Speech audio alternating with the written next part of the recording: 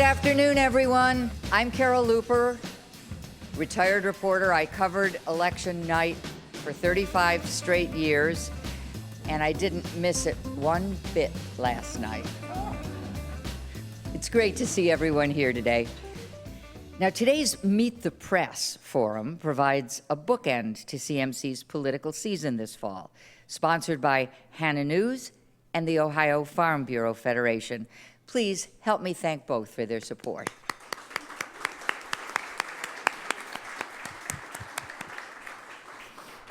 Okay, now listen to this. It is the day after the election and the first day before the next election, so there's much to discuss.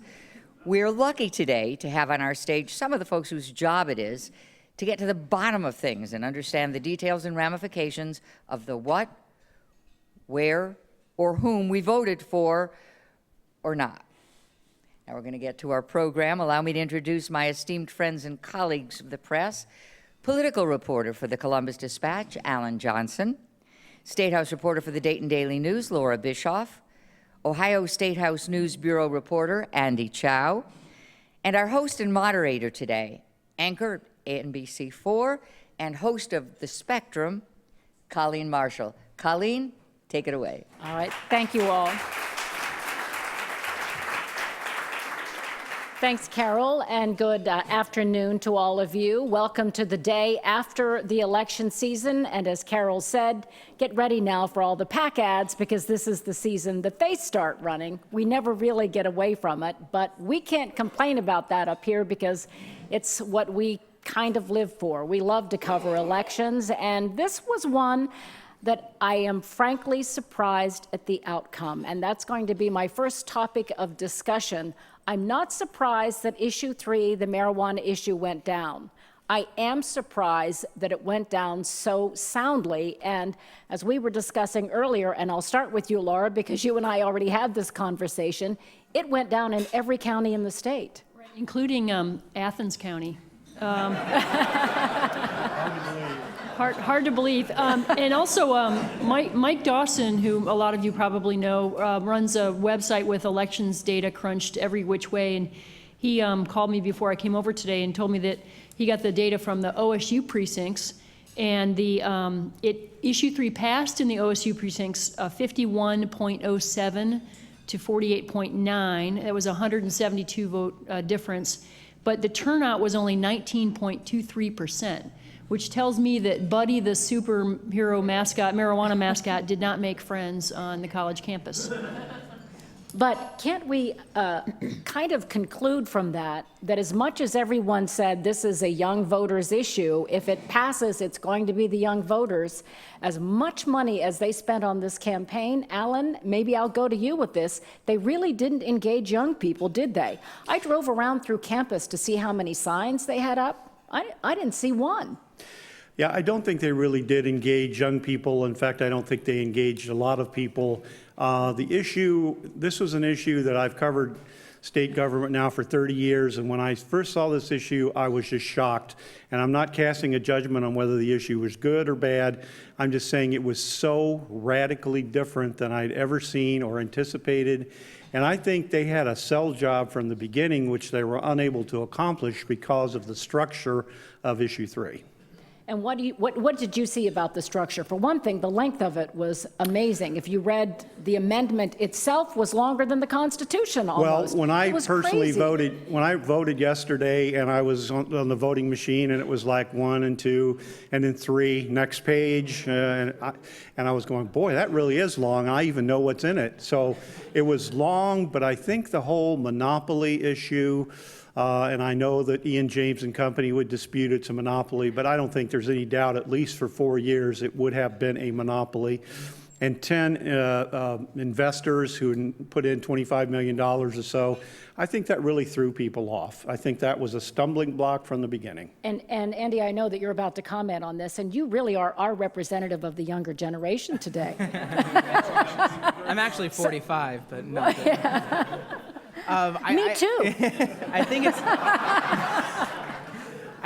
If you look at the polls and you look at people who are asked, are you for just personal use of marijuana? That leads by a majority, but a very small majority. So when you add all these other things to it, add the so-called monopoly issue to it, add the different tax structure to it, it's a hard sell no matter who you're trying to get to. And I think maybe Responsible Ohio was trying to depend on young voters to say, it's fine that you only have 10 growing sites. I want personal use and medical marijuana.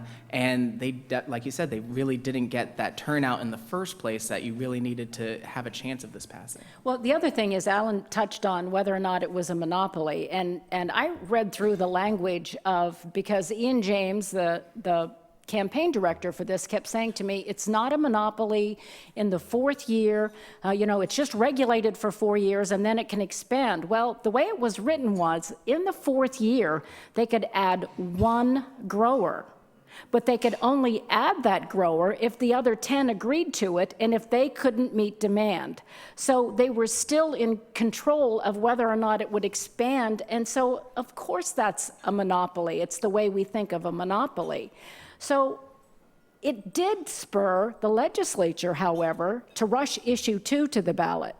They haven't acted on medical marijuana for all these years that they've had proposals in front of them.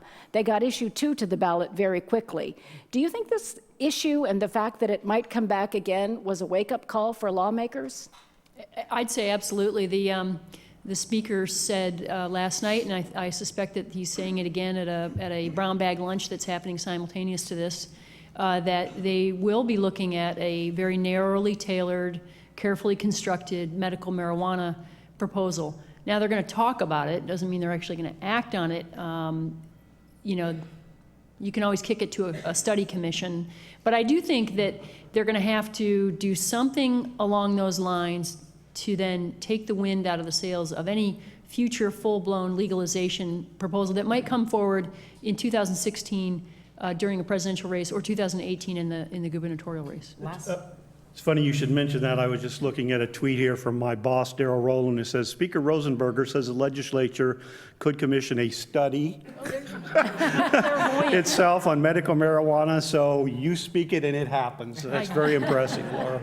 Last night you had Attorney General Mike DeWine, Secretary of State John Husted, Democratic Representative Mike Curtin of the Columbus area. They were all saying, hey, it's time to really take a serious look at medical marijuana, which I can't imagine I would have predicted that 5 years ago, to have somebody like DeWine and Husted saying, yeah, let's take a serious look at medical marijuana. But I think this issue, with all of its problems, definitely forced everybody to take a good look at what people want when it comes to medical marijuana. Well, the polls do show that as much as 90% of Ohioans favor medical marijuana, and it's hard to talk to someone who's loved someone who's gone through cancer and suffered through chronic pain sufferers, or the little girl in the ad, the epilepsy ad. Medical marijuana would have only been about 6% of the overall use of marijuana in the state had this passed. But boy, weren't they smart to emphasize that, because that's all anybody really cares about. I think that they weren't smart enough to emphasize it. I think that they were all over the map with their messaging. They started out as Responsible Ohio, and then they said, no, we're yes on 3. Oh, wait, hang on a second. We're no on 2, yes on 3. Oh, by the way, we're not a monopoly. We're not a monopoly. We're not a monopoly. And Nick Lachey. And Nick Lachey, yeah, Nick Lachey, the boy band guy. They had like this second tier Dancing with the Stars kind of celebs backing it. And I think that, and then they had Drew Lachey was on Dancing with the Stars. Drew Lachey. Somebody told me that. Montel's going to be very offended that you said that. And then they also had, Buddy the mascot superhero, which caught all kinds of flack. And I think that they changed their message so many times. If they had started out, if they had crafted it differently and just gone for medical marijuana, I think we'd be having a completely different conversation. But even if they had stuck with the plan as written and only advertised on medical marijuana and just hammered that home and just ignored all the other issues, I think they might have had it. Well, they probably still would have failed, but not by 2 to 1. Well, on that commercial, and I forget the young girl's name, was it Addison? Addison. Anyway, that was by far the best, and I'm talking production, commercial that they put out during the whole campaign. You would be really hard-pressed not to empathize with that family. But then, as Laura said, we went all over the ranch in terms of different kind of commercials and paid spokespeople and actresses and actors, and messages changed. And my track record covering campaigns is when a campaign switches around its message like that, it's in trouble. And I heard somebody mention, like Laura said, they kept saying, we're not a monopoly, and you kept seeing ads like that. And somebody mentioned, well, when you're a voter and you're at the ballot and you see issue 2 that says this will stop monopolies, and the issue 3 will say this creates monopolies. I mean, if you're a voter who only sees those commercials, you're going to get confused. Wait, what did that commercial say? There's not a monopoly. Okay, yes on 2, no on 3. It got really confusing. And if they would have just stuck to one message, yeah, maybe it would have been a little tighter of a race. And that's a good point. Not only was that a confusing message to everyone, the issues themselves were confusing, and people, because they were hearing about medical marijuana and recreational marijuana, a good friend of mine who works at another television station was telling me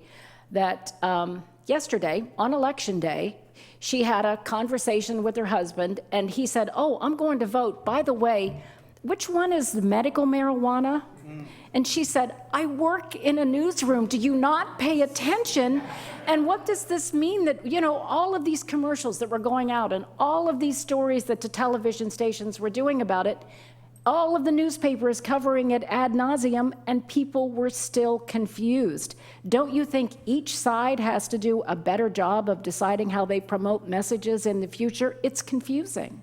Well, Joel and I, along with Joe Ingles, were on a Facebook chat the other night on Channel 10, and it was amazing how many people were confused about issue 2 versus issue 3. I don't know if you would agree with that, but Yes. it just people kept asking over and over again, well, what does 2 do? What does 3 do? How do they relate? If I vote for 2, does this mark out 3? And we kept trying to patiently answer, but constant questions. And you know what, at the end, about an hour into it, after we explained issue 2, after we explained issue 3, how they impact each other, people just started saying, okay, listen, how should I vote on this?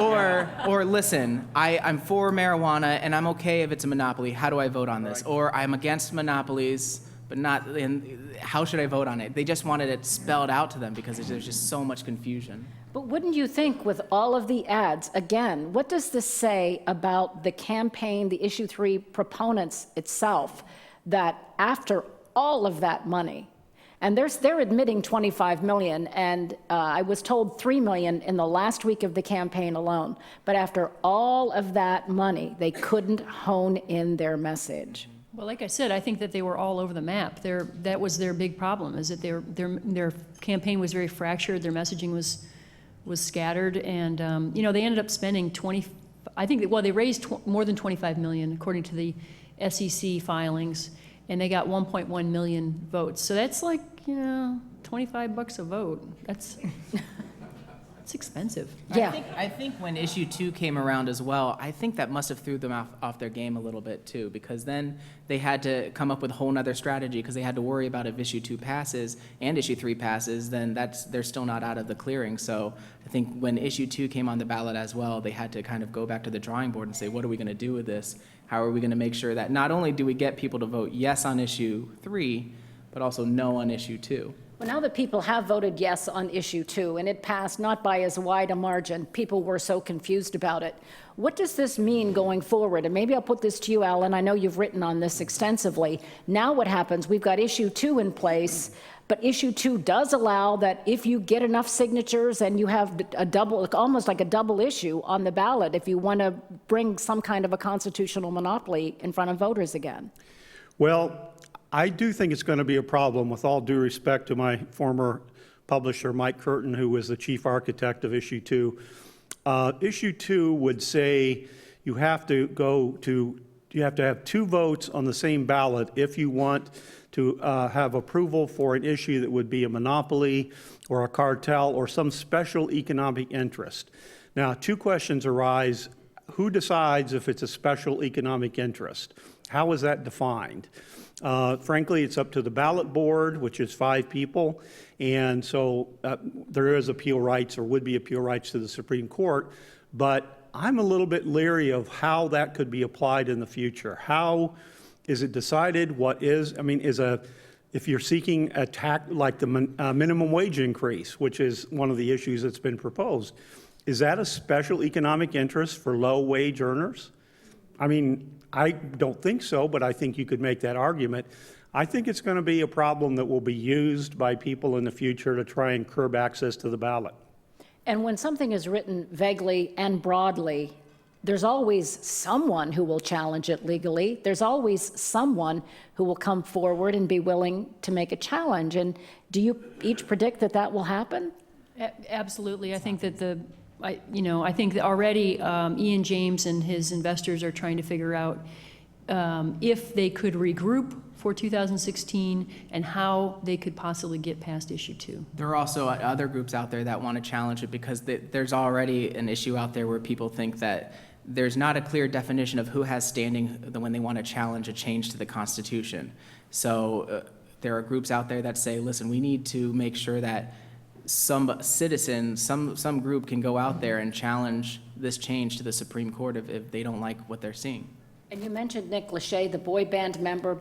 Nick Lachey is one of the big investors, one of the big investors in this movement. So those people today have to be taking a look at this campaign, what they already spent, and wondering, is it worth going back to Ohio, going back to the well again? We went down in 88 counties. We've got this confusing constitutional restriction now because of issue 2. Or do we start looking around at another state that might be more amenable to our plan to bring in medical marijuana? Do you think that a lot of those investors are scratching their heads today and maybe looking at Ian James and saying, that was a whole lot of money for the mess that we ended up with?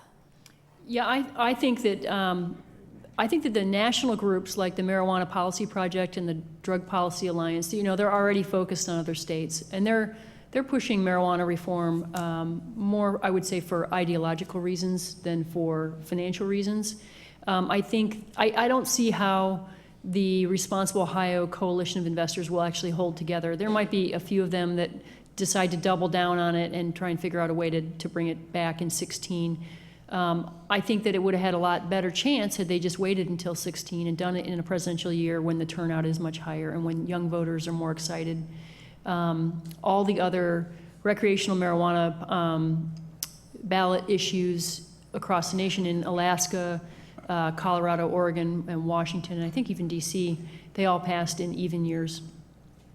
I've heard from people that one of the reasons they didn't do that, and I don't know if this is true, it's speculative, but it's because television stations have a lot of commercial time bought up by the national campaigns and the PACs during a presidential election year. And quite frankly, our rates go up when you've got a presidential election year. Here, I think they thought they could corner the market. Yeah, and in an odd-numbered election year, $25 million gets you a lot more than it does in an even-number election year. And so you saw it probably every day. You saw a yes on issue 3 ad constantly, and it probably would be a lot harder. It wouldn't be as much campaigning or as much advertising in an even-numbered election year.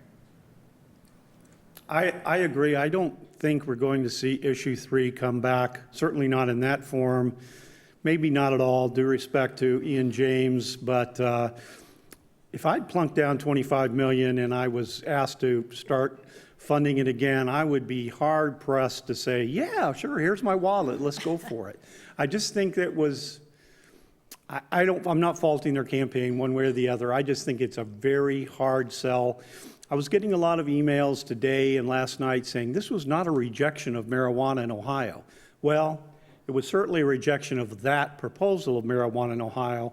We can't really say if Ohioans favor marijuana were it under another premise, which is something still to be decided and which I think these other groups might be going for. But next year, I find unlikely as a campaign. And that's something that's interesting. I think if you would have asked people 10 years ago what the fight over legalizing marijuana would be like, they would say, well, it would be, should this harmful drug be legalized in Ohio, or should we protect the people of Ohio?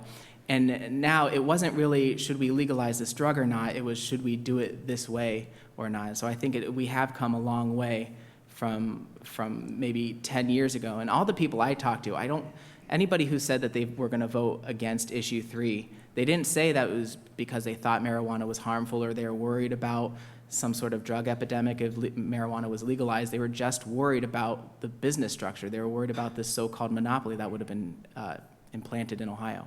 And 1,100 dispensaries planned for it as well. You know, we should move on to another topic, and I know you don't cover City Hall as much, Laura, but I'm going to make you talk about this anyway, because we have a new mayor coming into the city of Columbus for the first time in 16 years.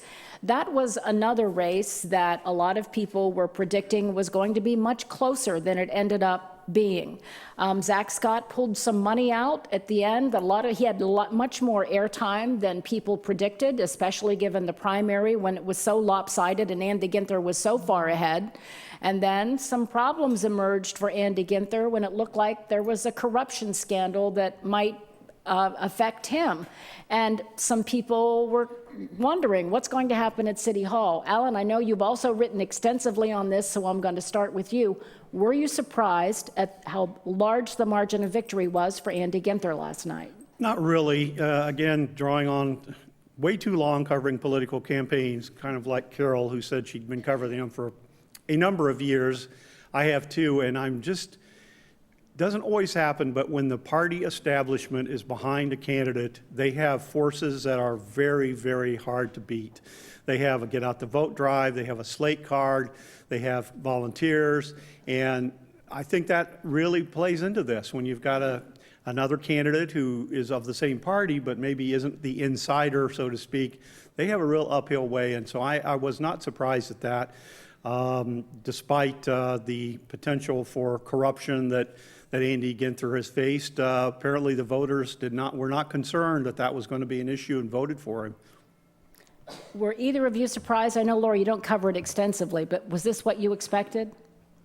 Yeah, I think that, like what Alan said, because the party seemed to be more behind Ginther than Scott, that wasn't very surprising. Also, I mean, Ginther's got a lot of experience in Columbus city politics, and I think that helped him out a lot. So. As much as money didn't help issue 3, I feel like money in this kind of mayoral race, when it just comes down to a candidate, I think it helped Ginther out a lot. And again, that's a name that you see out there, you see it on yard signs, and people go to the polls and they say, okay, Ginther, yeah, I've seen that name, I've heard about him, I've elected him to city council before, I'm gonna click that name again. And so I actually wasn't that surprised that it was that big of a blowout, because it's when it comes to city politics, it just kind of seems to be that way. And like Alan said, there's that party establishment of the party. And it doesn't hurt when you have, correct me if I'm wrong, 4-term mayor supporting you arm in arm at campaigns and events and so forth. Never underestimate the power of an influential incumbent to bring somebody along with them into office, even if they're not on the ballot. And Mayor Coleman did that with Ginther. I think his support was quite significant in this campaign. Well, you know, Andy Ginther is 40 years old. He is a young man coming into this office, and he has the potential to maybe go on and be a multi-term mayor. And we saw all the Democrats, a Democratic sweep for city council last night. Everyone that they wanted to win won, including, a first-time person on the ballot, Liz Brown, daughter of Sherrod Brown. He was out campaigning for her yesterday here in Columbus. And so there really is, in this city, kind of a Democratic stronghold on City Hall. Is it something that is almost impossible to break at this point? Well, I don't know if it's impossible to break. Obviously, we had a string of Republican mayors with Buck Reinhardt and Greg Lashutka, and certainly not impossible. City Council is another story, and I did cover City Council a very long time ago, and it was Democratic then, and it's been Democratic, and it pretty much will stay Democratic in my opinion. The mayor's race, I think, has more potential of shifting if you have another Republican who would be, more charismatic perhaps and would be a good candidate. So I don't think it's impossible for a Republican to be elected mayor in the city. The council, I think, is pretty much solidly Democrat for the foreseeable future. I heard somebody say the only way a Republican can be elected to city council is if he was a former Buckeye player. And that didn't happen. And that didn't happen either. So, I mean, if a former Buckeye doesn't get on, I don't know how you do it. But, he was in 5th place. So he was the top non-winner, I guess. He led the losers column. That's a new category, the top non-winner in today's election. The top non-winner tonight. You know, we also should talk about what Zach Scott said last night immediately after he conceded defeat. He said he will never run for mayor again. He'll be running for sheriff. He wants to be your sheriff, and he's not going to run for mayor again. Clearly, he is, talk about the campaign begins, he is campaigning already to hold on to the job that he's got right now. Insiders within the Democratic Party who were very angry at Zach Scott about some of the things he was said and the way the campaign unfolded have told me that he will likely be primaried and that they will find someone to go after him in the sheriff's race. I'm curious if any of you have heard the same thing and if you expect that to happen, that the Democratic Party itself will go after one of their party office holders. I have not heard that specifically, but without using the politically incorrect word, payback is a you-know-what, and when you've run against a endorsed Democrat and angered your own party by doing so, and maybe cut off some of the support you've had, I would not at all be surprised to see Zach Scott punished, if you will, by being primaried. I would not be surprised in that at all. Me neither. And what does this say about the whole, not just the Democratic Party, but the Republican Party? You know, a lot of Republicans have said maybe we need a ward system in the city of Columbus so that we don't have so much control by one party and so much, it's, you know, and now I'm sure they feel that they're even more empowered to make all of the decisions. Is that problematic, do you think? I think a ward system is long overdue for the city, and again, I have been out of covering city politics directly for several years, and covering state now, but I'm always surprised because people say, well, why do we have 2 Democrats running for mayor, or why do we have a disproportionate number of Democrats on city council? And well, when you have a system the way it's set up, it encourages that, I guess.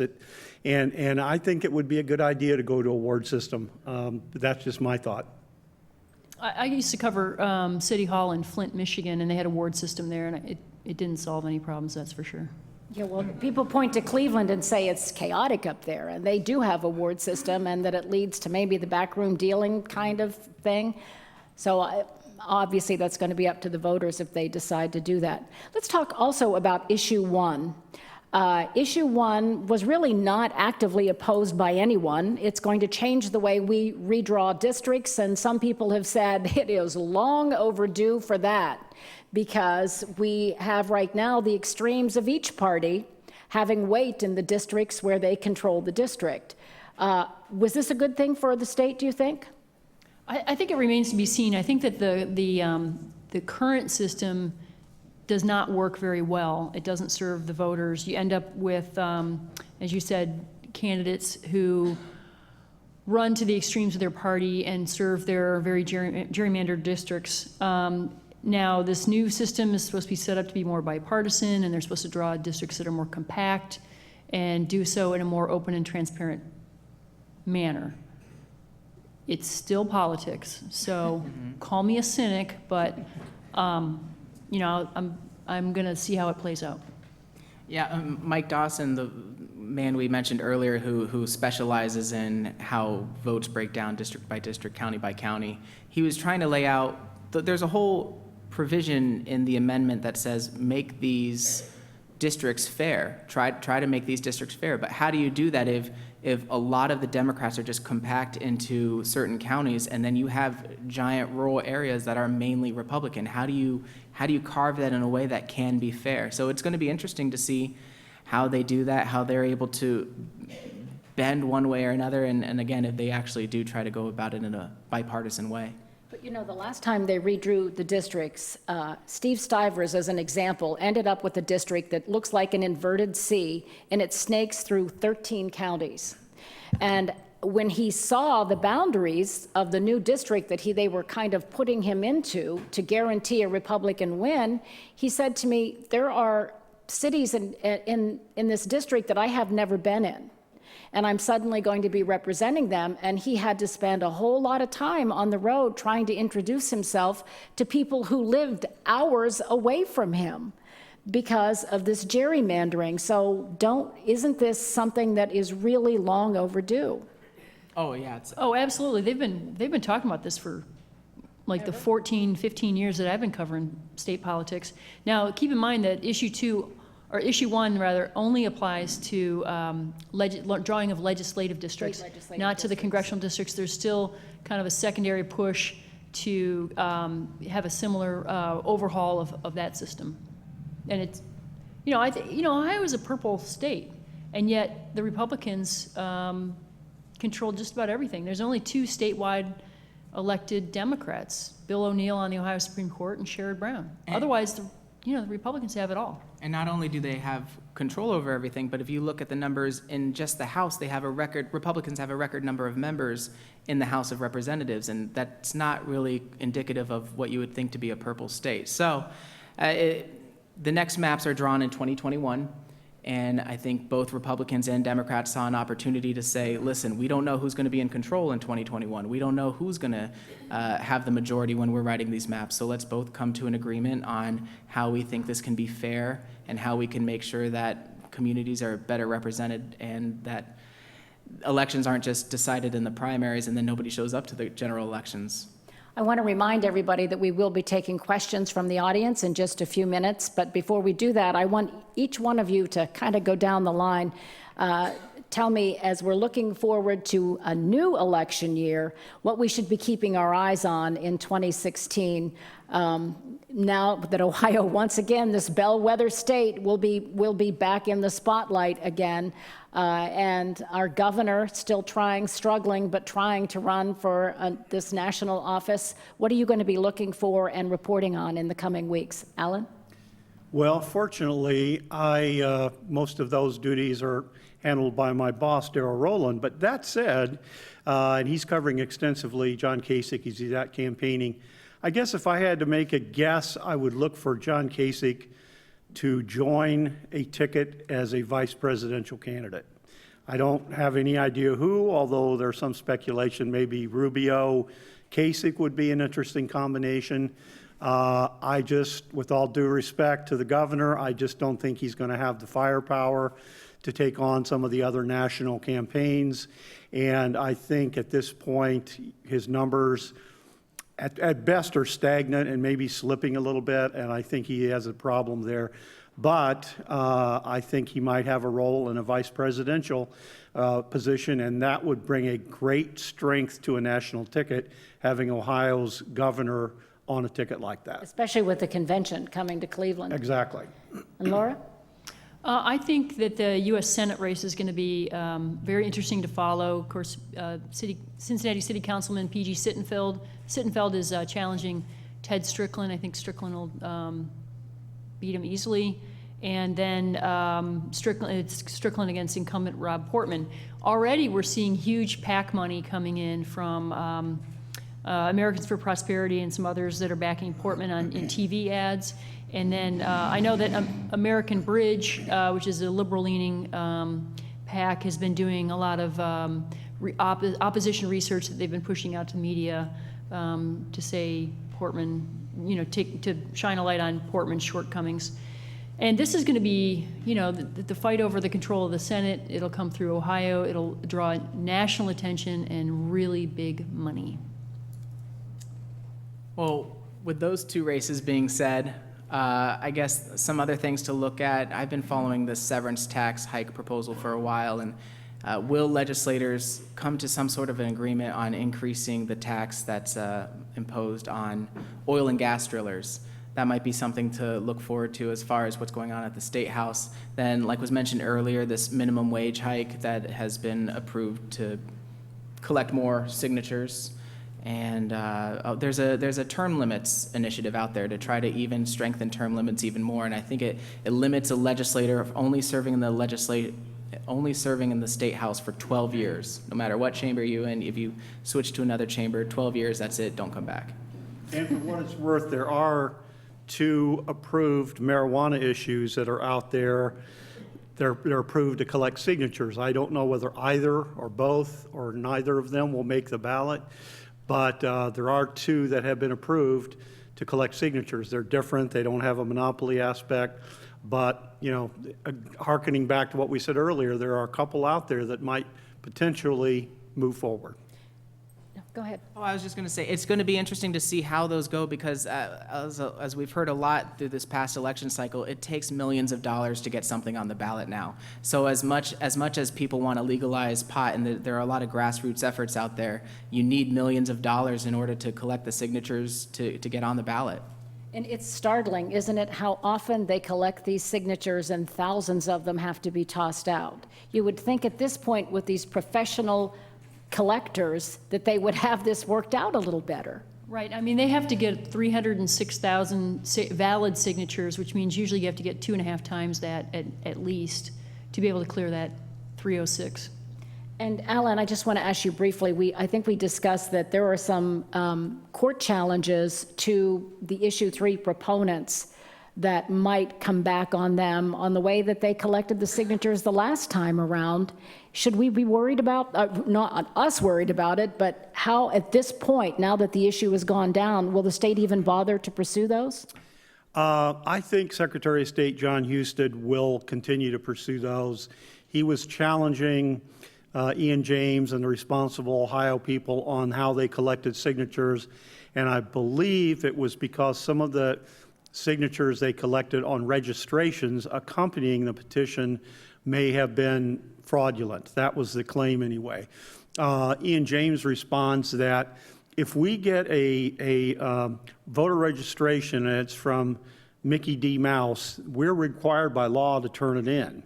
Doesn't mean we necessarily believe that Mickey D. Mouse is an actual voter, but we're required. We don't have the leisure to say, nope, throwing that one out. So yes, I think Secretary Husted has, he has some incentive because he was called a lot of names by Ian James. He was called a bully, among other things, and I think that he will pursue that legal challenge against Responsible Ohio. Also, I think that given that John Husted is interested in running for governor, to kind of pursue this, I don't know if it positions him, but it's definitely a strong move. Yeah, and it keeps him in the news without having to pay for it. Right. Also, I was gonna add, 2016 at Dayton Daily, we're going to be keeping a close eye on the race to replace John Boehner in Congress. That's going to be a big fight. There's like I think 5 or 6, maybe 7 candidates all running for the special, and then also for the regular term. So it'll be kind of like a issues 2 and 3 confusion fest, where we have to repeat over and over again, like this is what's going on, this is when the vote is, this is who's getting selected, etc. Well, here's a question for you, because I don't know the answer. Is there an election to replace him for a short time and then a permanent one, or is it just one? It's 2. Actually, it's 4. Because okay, which is it? Come on. On March 15th, there'll be the primary for the special replace John Boehner for the remainder of his term, and also the primary for a full term.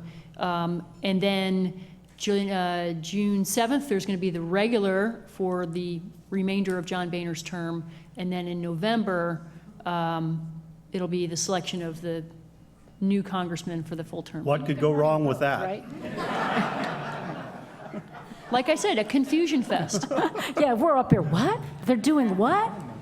Well, we'd love to take some questions from the audience if you have any about anything we've talked about today or anything else. Cabot's retirement, whatever you want to throw out there.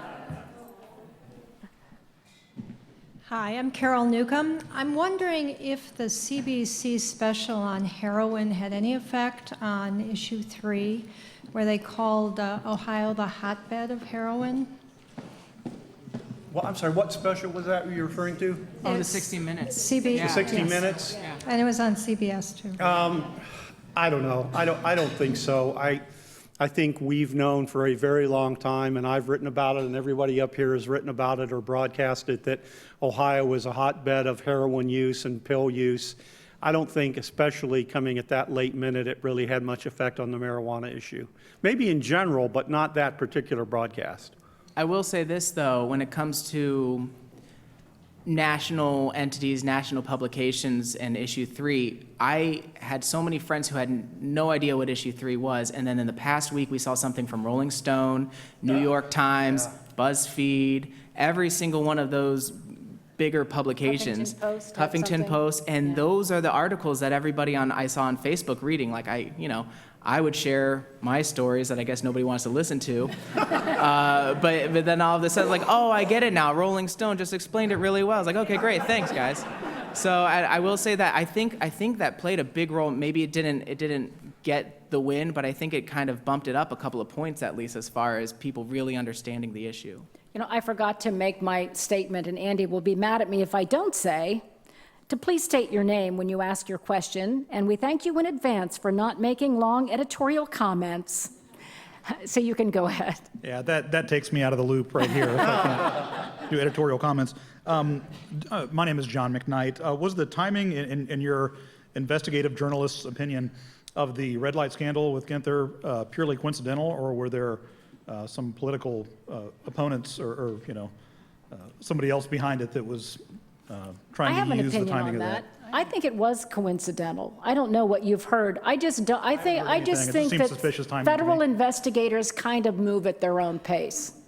And if they really were trying to, in my opinion, if they were trying to do this one way or the other for the election, they would have probably had it even closer to the election. I just think that, trying to get any information out of the U.S. Attorney's Office is really, really like pulling teeth. They play everything close to the vest, and they just do it when they're ready to do it.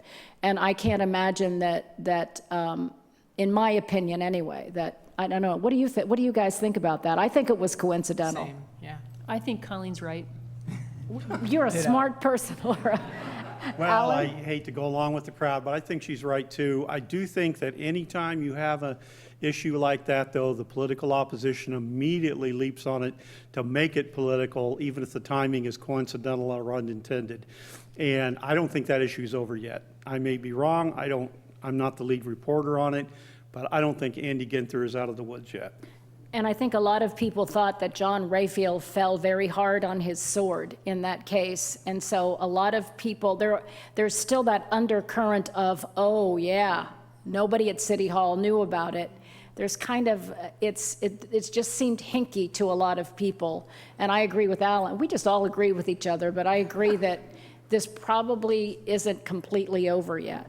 Well, I know John was actually a city council aide a million years ago when I covered City Hall. He was an aide to the late John Maloney, who was a city councilman, and he stayed on for a long time after that. And he is a very loyal political person, and as you said, he fell on his sword, and anytime someone falls on their sword, there's a lot of pain involved, and I'm not so sure that you can stay on your sword for very long without bringing somebody else along in your pain. One additional question, if I may, a different topic. So Ginther and Coleman seem to be very similar in their thoughts right now. What changes do you expect we might see with Ginther when he takes office? Thank you. Colleen, I think you have to field that one because I don't know anything about that. Well, I do cover this quite a bit. I think that one thing, I think they have the same general philosophies about downtown development, about neighborhood investment. They really do. And I think it's the reason that Mayor Coleman backed Andy Ginther so much is that they are pretty much in agreement about the vision for the city. And in thinking that they have taken the city a long way in the past 10 to 20 years, the city has evolved and grown. And I mean, look at the Short North, look at the Arena District, that they think that they've had some great successes that they want to capitalize on. I don't think that Andy Ginther is quite as charismatic as Mike Coleman is, but I think he's got his heart in the right place. That's just a personal opinion. Just from dealing with them over the years. And I think that what they're hoping to do is to keep Columbus on this forward trajectory. We've got a low unemployment rate. We are a growth city. We are getting national attention. We really were on the short list for that national political convention. So I think they're pointing to a lot of positives. And I think the fact that he won by such a resounding margin means that people are saying, yeah, we want this to continue. So I think we're going to see a lot of the same in the next, at least in this first Ginther administration. That's totally a personal opinion. So. Yes, I'm Kermit Whitfield. To bring this out more to a statewide level, I'm wondering, are there any ramifications from this election at all on some of the big things that you may think are coming up in 2016? And specifically, there's been a lot of coverage of energy, the power purchase agreement, the fact that there's a freeze on renewable energy and the like. That seems to be a big story, but it didn't seem to factor at all in this election, although I don't know if across the state there were people who were elected that might swing one way or the other. Could you speak to that and the prospects for 2016? The PPAs are going to be a big deal in the next coming months, and I think right now it's going to be a big PUCO issue. So the PUCO is dealing with it right now, and then as far as what happens after that, it remains to be seen. As far as green energy standards and everything along those lines, there is one issue out there that was just certified to collect petition signatures. It's called the Green Energy Commission Initiative, something like that. But it's been around, it comes back every single year and it never goes anywhere. And if for some reason that does go the next step further, it'll be interesting to see what happens to it, because I think a lot of people could say that that could be called a monopoly. It requires that the state gives $65 million a year to this energy commission based in Delaware, the state of Delaware. And like I said, it hasn't gotten anywhere, so we don't know if it's going to move any further. But if it does, I think that might be the first victim or first test. Thank you of issue 2. Or a victim, maybe. Yeah. I do agree that one could be the guinea pig for, or the canary in the coal mine, pick whichever you want, on that issue, because, as Joel said, it sets up that situation where you have a commission that is pretty much autonomous. They don't even have to pay attention to the legislature in terms of doing anything with these energy initiatives. So, you could call that whatever you want, but that one certainly seems ripe for that possibility of falling under issue 2. And it was interesting, I thought, when Donald Trump called John Kasich out on fracking, if you saw in the most recent debate, and made a big show of the fact, well, Ohio's economy is turning around because of fracking, when that's really only about 2% of the new jobs. But all of that talk about fracking, if John Kasich does move up and become part of the ticket, here he is in control of Ohio, and he hasn't been able to get the severance tax through that Andy touched on. So I think that's going to be an interesting topic next year as well. And Jane?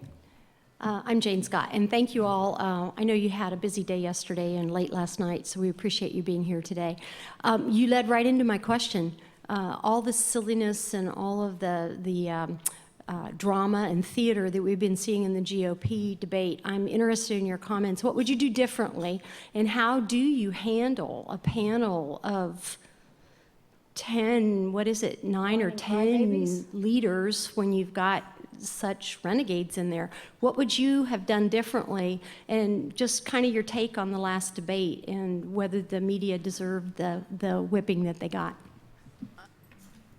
Go ahead and start with that one, Laura. I did not watch the most recent debate. I was helping my kid with his college applications. But in this coverage of it, it seems like I thought that the questions from the Fox moderators were really tough up in Cleveland. And so I don't know what CNBC did differently, other than I think it just kind of got unwieldy and distracting. And I think that there's some legitimate criticism of how the debates have been moderated in terms of prompting the candidates to attack one another and respond to each other. I think that gets old pretty quick. It makes good TV, I suppose, but however, I think that the risk for the GOP is that they're going to look like a bunch of whiny babies complaining about the debate rules. And you want to be president of the United States, and you can't manage a tough question from a guy from CNBC. I mean, I think they open themselves to criticism, I think. And we've already seen Governor Kasich was one of the few people that didn't jump on the bandwagon to criticize CNBC, at least at first. I have so many, I could talk about this for a long time because I've watched all three of them and they just drive me crazy. Because first of all, you're right, Fox asked the hardest questions out of all of them. I thought so too. CNN kept saying, hey, this person said something awful about you. Hey, can you care to respond? And then this person just said something awful about, CNN seemed way more contentious than what CNBC did. And the only thing that I think CNBC did wrong was just turn off their mics. Just at a certain time, if they keep talking, just click their mic off. I don't understand why. I think they just kind of lost control of the situation where people just kind of kept talking and say, I have 15 more seconds, let me keep going. But other than that, I didn't think that the questions were more out of line than anything we saw in the previous two debates. I agree that they're trying to get each other to attack each other, but I also think that it's very problematic when you allow the candidates and one or two specific candidates, Donald Trump, to decide what the debate rules should be. And when you turn over control of the debate and the questions and the format and the location, or I'm not going to show up. Okay, don't show up. And until the networks are willing to say, okay, we don't need you here. This is going to continue because they've turned it over. They've turned over control. You know, it's like the monkeys are in charge of the cage. I don't have any comment on that. I just want to apologize to Andy for calling him Joel. Force of habit from working with Channel 10. I apologize. My dad's name is Joel, and he's in the business. So, I almost called you Joel, too. I also worked with Joel. you know, my official name, my first name is actually Joel, so nobody's wrong here. Okay. So. I take that back then. Andy Campbell, one more question real quick. Democratic primary for U.S. Senator. It seems like Strickland's already assuming he's won. What about P.J. Sittenfeld? Is it a race? Should it be a race? How could it be a race? Go ahead. I can't imagine, again, going back to my comment earlier about the force of a party candidate, former governor and congressman. Strickland wins. I don't think there's any doubt about it. Primary is the American way. It's the political way.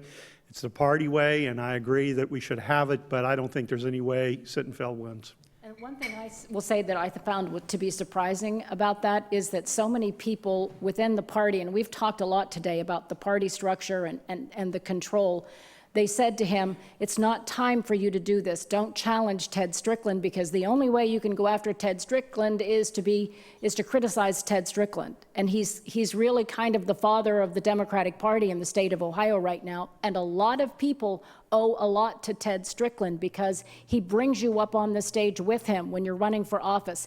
He is supportive of you. He shares his campaign dollars. There are people in the Statehouse, Democrats in the Statehouse, there's no way they would work for someone other than Ted Strickland.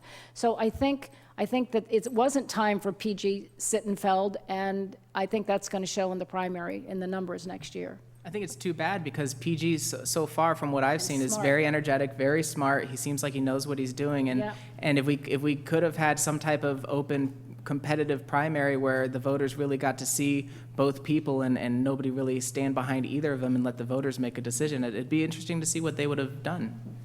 Yeah, and I also think that the Democratic Party really needs to build its farm team, and you know, the fact that they weren't able to convince PG to maybe go for a different office is it's a sign that they're still having trouble building that farm team. Okay. Andy, I also worked with your dad, Joel. You are your own man. I hope you enjoyed today's forum. Remember, you can view and share our forums on CTV, Columbus Television, on WOSU, and PBS affiliates statewide through the Ohio channel, and anytime on CMC's website via YouTube. Please thank our sponsors, Hannah News and the Ohio Farm Bureau Federation.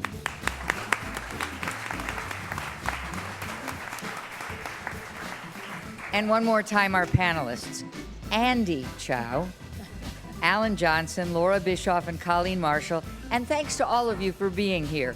We look forward to seeing you at CMC again.